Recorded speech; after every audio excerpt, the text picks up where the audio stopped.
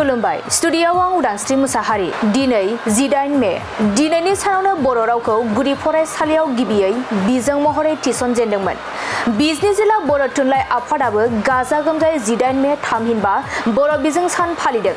बिजनी जिल्ला बर' थुनलाइ आफादा जिल्लानि बेन्दोंआव थानाय बड'सा गुदि बर' थुनलाइ आफादनि बानजायनायाव आमगुरि गोजौसिन गेजेर फरायसालियाव सानसेनि मेहेरगोनां हाबाफारिजों 18 मे बर' बिजों सान फालिदों। फुंनिफ्राय जागायनाय बे हाबाफारियाव गिबियाव आफादनि फिरफिला बिरहोनाय, मुंख्लंफोरनो बिबार बावनाय आरो गेवलां मेल हाबाफारिजों थुंगियो।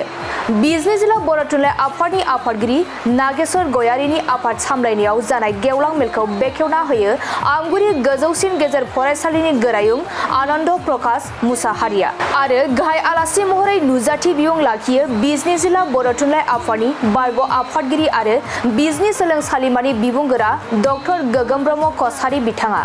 लोगोसे बाहागो लायो 20 नं बिजनी एलएसनि बारग' एमएलए आरो फैगौ बिजनीयाव जानो गोनां मिरु बर' थुनलाइ आफादनि 65थि बोसोरसालिया जथुमा बानजाय आफादनि मासिगिरि कमल सिंह नार्जारी आरो जिल्ला बर' थुनलाइ आफादनि आफादगिरि नेहाथारिजों लोगोसे गोबां सानसुमै फरायसाफोरा। बर' बिजों सान बे बर' बिजों सानखौ जोंनि जिल्ला आफादाबो बिजनी जिल्ला बर' थुनलाइ आफादा बड'सा गुदि बर' थुनलाइ आफादनि बानजायनायाव सानसेनि माखासे हाबाफारि लानानै दहाय फुंनिफ्रायनो बेवहाय जोङो आफादनि सेथि हाबाफारि बायदि आफादनि फिरफिला बिरहोबाय।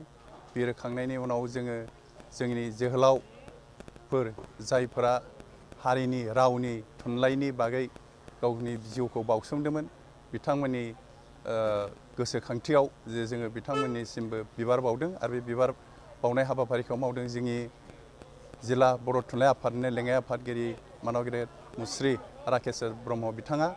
बेनि उनाव जोङो मोनसे गेवलां मेल लानाय जादों आरो बे गेवलां मेलाव बे हालामनि बड'सा गुदि बर' थुनलाइ आफादनि सिङाव थानाय गासै रायजो राजा सानसुमैफोर फरायसाफोर बिसोरखौ लानानै जोङो बे बर' बिजों साननि ओंथि गोनांथि आरो बेखौ जोङो गुवारै गोसार होनायनि थांखि लानानै बे बड'सा गुदि बर' थुनलाइ आफादाव खुंफैनाय जाहैदों आरो जोङो बेवहाय जोंनि गाहाय आलासि महरै बे बर' बिजों साननि बागै बुंथिनो थाखाय जोंनिनो आगुनि बिजनी जिल्ला बर' थुनलाइ आफादनि आफादगिरि आरो आथिखालनि जोंनि बिजनी जिल्ला बर' थुनलाइ आफादनिनो बोसोनगिरि बिथां डक्टर गोगोम ब्रह्मखौ जोङो खावलायदों। खावलायनाय लेखायै दान्दिसे उनाव बे गेवलां मेला जागोन आरो बेजों लोगोसेनो जिहेथु जोंहा फैगौ 2026 मायथाइयाव जोंनि बिजनी जिल्ला बर' थुनलाइ आफादनि सिङावनो बर'लावगाव गुदि बर' थुनलाइ आफादनि जि बेन्दोङाव थानाय बर'लावगाव थेंफाख्रि फोथाराव बर' थुनलाइ आफादनि 65थि बोसोरसालिया जथुमा जागोन। बिनि बागैबो सांग्रांथि होनो थाखाय जोङो जोंनि बानजाय आफादनिनो मानगेरेत आगुनि एमएलए मानगेरेत कमल सिंह नार्जारी बिथाङाबो दङ। बिथाङा बुंथिगिरि आयदायाव बिथाङा बे माखासे थुनलाइनि सोमोन्दै बुंनायनि अनगायैबो जोंनि बे जथुमानि सोमोन्दै रायजो राजानो फोरमायथिगोन। बिनि हाबाफारिजोंनो दिनैनि हाबाफारिया जोबगोन। बेवहाय जोबोर खस्थ' मोनदों। जेरै थांनाय जे हायार सेकेन्डारिनि फाइनाल आनजाद बेवहाय जोंनि बर' फरायसाफ्रा बर' बिजोंजोंनो लिरनो हानाय जाहैदों।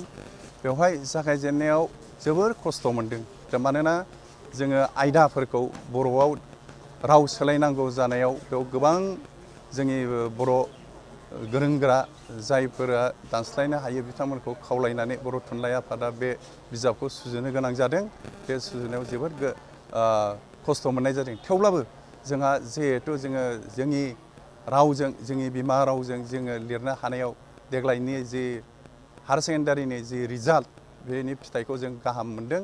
माने पास पार्सेन्टेजआ सिगांनि बोसोरफोरनिफ्राय बांसिन साबसिनै पास जानायखौ जों नुनो मोननाय जादों। मोनसे गोजोनथाव खौरां क'क्राझार सहरनि जेडी र'डजों नांजाबनाय सुदेमपुरि गांजेमा बाजाराव थानाय आइ आफा मेड लाइफ बिएम हस्पिटालाव बेराम सोखानो हानायनि गोबां खाबुफोर दं।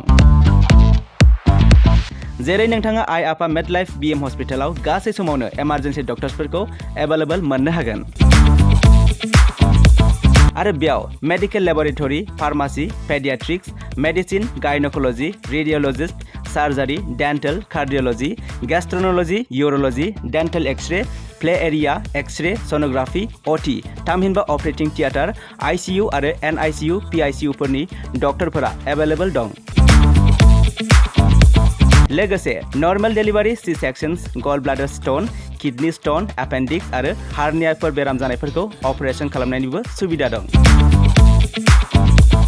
आइ आफा मेड लाइफ बीएम हस्पिटालाव सप्ताफ्रोमबो फार्मासिजों लोगोसे लेबरेटरि आरो सप्ताफ्रोमबो इमारजेन्सि सार्भिसजों लोगोसे 24 घन्टा जेब्लायबो खुलायै थागोन आरो बेयाव लांलाय लाबोलाय खालामनो थाखाय एम्बुलेन्सनि सार्भिसबो थागोन। बेनिखायनो ओनसोलनि सुबुंफोरा बेराम आजारफोरजों भुगिनानै दंब्ला क'क्राझार सहरनि आइ आफा मेड लाइफ बीएम हस्पिटालाव फाहामथाय लाफैनो हागोन। लोगोसे नोंथाङा 9101655430 एबा 8822688026 बे जानबुं नम्बरनि गेजेरजों थोंजों कल खालामना आबुङै खौरां लाहरनो हागोन।